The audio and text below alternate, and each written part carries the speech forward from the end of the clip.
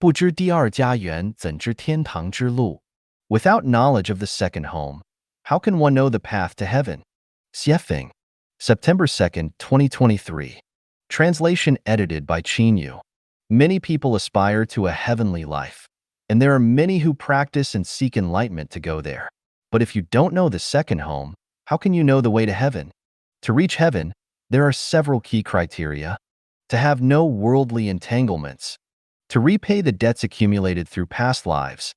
For life's quality to reach selflessness and unselfishness. To know how to have fun. How can those who have not experienced life in the second home meet these four hard criteria? It's virtually impossible. Trying to end worldly ties while living in the secular world is like trying to clean your feet while standing in mud. How can your feet ever be completely clean? How can one ever be free from worldly ties? Seeking to repay accumulated debts from past lives while being in this mundane world is akin to borrowing money from one person to repay another. It's like borrowing from Peter to pay Paul. How can it ever be fully repaid? In traditional society, aspiring to achieve unselfishness and selflessness is as challenging as trying to lift oneself off the ground by pulling one's own hair. Is it even possible? The notion of being unselfish and selfless contradicts the very essence of survival in that program. Do you know how to have fun? If not, why would you go to heaven?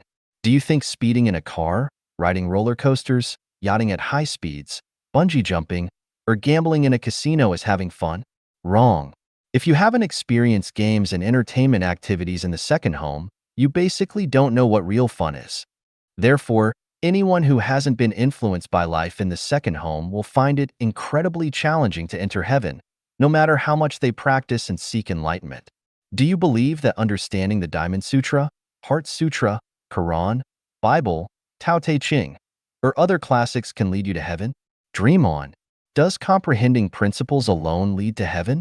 Dream on. Only through actual practice can you reach heaven. Can you achieve that? I often say, have nothing, possess everything, which is a portrayal of heavenly life. But can you truly have nothing? Without the second home, if you have nothing, wouldn't you become a beggar? Even beggars find it challenging to have nothing because they still need a begging bowl and a stick to protect themselves.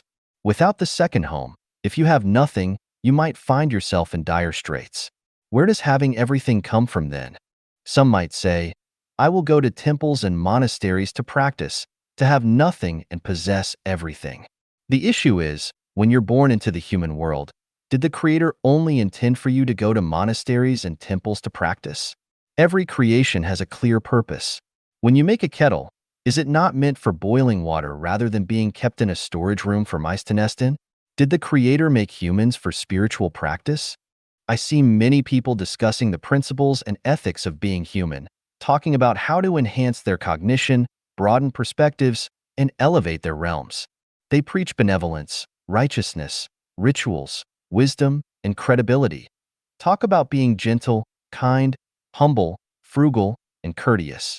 They also talk about gong, magic, techniques, and how to be a good person, discussing transcending from the three-dimensional world to the fourth or even fifth-dimensional world. While these discussions are good and valuable, what I want to tell everyone is that these discussions alone cannot lead one to heaven. In conclusion, without understanding the production and lifestyle of the second home, without experiencing and practicing in the second home firsthand, no one can go to heaven.